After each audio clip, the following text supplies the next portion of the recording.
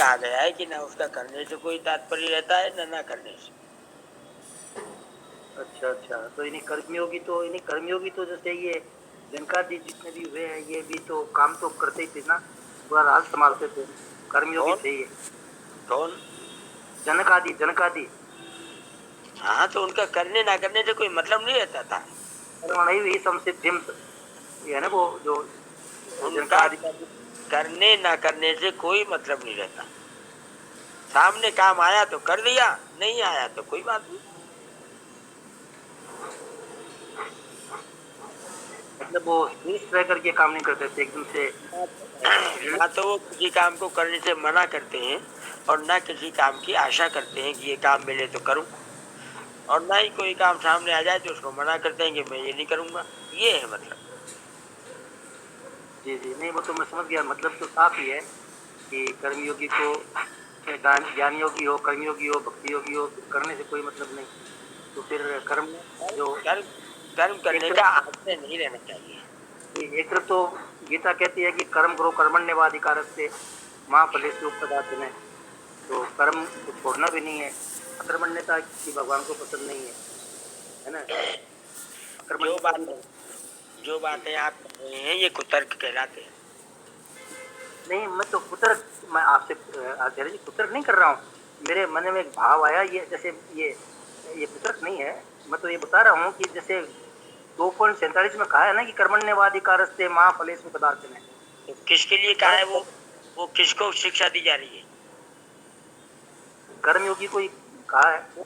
वो अर्जुन को शिक्षा दी जा रही है जो कर्म करने से भाग रहा है। हाँ, अर्जुन को शिक्षा दे रहे, ठीक है, अर्जुन को शिक्षा दी जा रही है। अब वो कर्तव्य कर्म उसका क्षत्रिय है तो क्षत्रिय के नाते उसको युद्ध से मुख नहीं मोड़ना चाहिए, करना चाहिए। जी ना, हाँ, तो उसको युद्ध करना उसके लिए कर्तव्य है। वो अगर हाँ अपना कर्तव्य नहीं करेगा तो क्या करेगा? हाँ, वो भी करेगा। और जिसे हम लोगों के लिए भी ये शिक्षा दी गई है ना कि स्वे स्वे कर्मण्य बेहतर है, हम भी जब जबते तक नर। जब तक हमको सिद्धि प्राप्त नहीं हो जाती, जब तक हम साधक हैं, तब तक हमको कर्म करना है, निस्वार्थ भाव से कर्म करना है, दूसरों के हित के लिए कर्म करना है। जी, ठीक है, प्रणाम आचार्य जी। आचार्य जी राम राम। आचार्य जी, एक बार स्वामी जी ने प्रवचन में एक दो बार कहा था कि किसी ने कहा कि ये बात आपने पहले तो ये बात बोली थी, तो वो तो बोला जिस टाइम जो प्रसंग होता है ना उस बात पे उस बात की वैल्यू रहती है। उस टाइम प्रसंग क्या था, तो फिर वो मान गया बोले। प्रसंगवशी अर्थ निकाला जाता है। आचार्य जी राम राम। राम राम जी।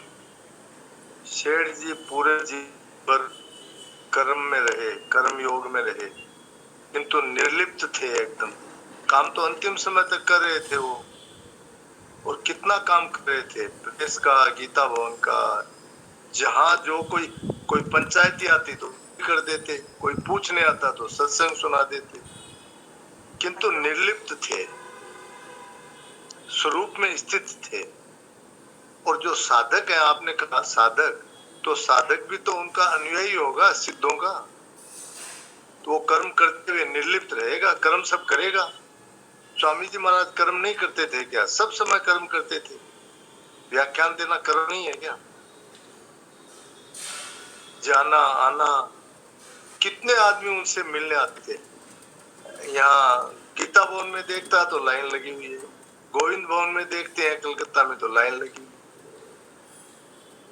तो सब समय कर्म करते हुए भी निर्लिप्त थे।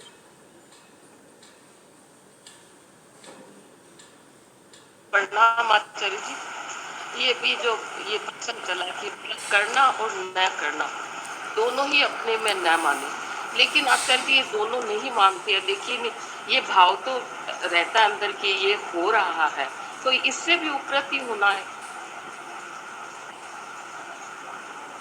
जब तक आप संतोष जी, आप फोन थोड़ा दिखाना, आवाज बहुत आती है, पूछते हो तो खोलते हो ना म्यूट तो आवाज बहुत तेज आती है, तो अभी तो बात पूछ लो फिर दिखा देना किसी को। हाँ जी आचार्य जी। हाँ ठीक है भाई जी, एक शायद पंखे की आ रही है, तो आचार्य जी ये वाली बात बताइए आप। देखो, सीधी बात है, जब तक लिप्तता है तब तक करना और न करना दोनों करने की श्रेणी में आएगा। आप बंधे हुए माने जाएंगे, चाहे करो या मत करो। और जब निर्लिप्त हो गए हो तो करो या मत करो, तो आप मुक्त ही माने जाओगे। लिप्तता के ऊपर लिप्तता का भाव अगर आपके भीतर है, आपने शरीर इंद्रिया मन बुद्धि को अपना माना हुआ है, फलाशक्ति बरकरार है, तो आप कर्म करो या मत करो, आप कर्म करते हुए ही माने जाएंगे। क्योंकि शरीर में क्रिया निरंतर होती रहती है, शरीर को अपना माना हुआ है, तो शरीर की क्रियाएं आपका कर्म होंगे।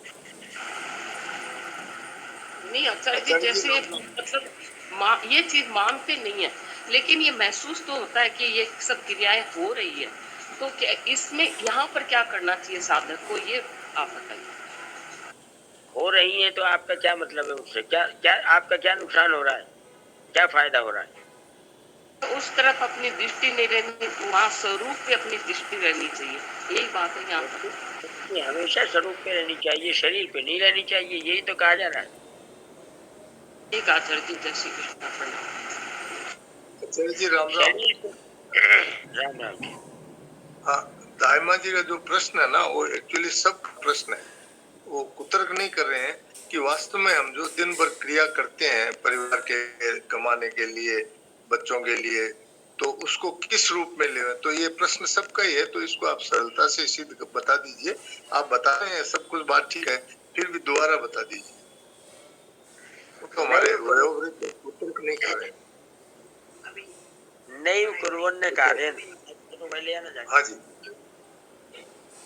तत्व प्राप्ति में करने का भाव ही बाधक है। यहाँ से बात शुरू हुई है। हाँ ठीक है। तत्व प्राप्ति करने से नहीं होती है, तत्व प्राप्ति करने की चीज नहीं है, करने से होने वाली चीज नहीं है। करने के भाव से ही कर्तृत्व आता है, और कर्तृत्व से व्यक्तित्व आता है। क्रिया प्रकृति में है, स्वरूप में स्वतः अक्रियता है। अतः करने से प्रकृति के साथ संबंध जुड़ता है, और कुछ नहीं करने से स्वरूप में स्वतः स्थिति होती है। ये बात यहाँ खत्म हो गई। अब नई बात चली है, मेरे को कुछ नहीं करना है, यह भाव भी करने के ही अंतर्गत है।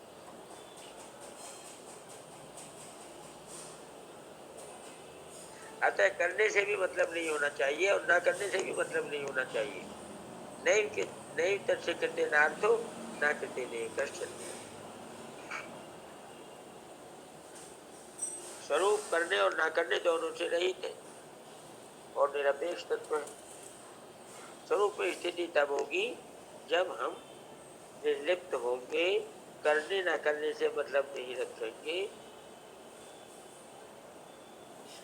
कर्तृत्व के भाव का त्याग कर देंगे। ये बातें बताई जा रही है। ये प्रसंग ज्ञान योग का चल रहा है यहाँ। आचार्य जी, आज तो गीता भवन का प्रवचन बहुत बढ़िया था। स्वामी जी ने जय बुलाई है, सबको मना लिया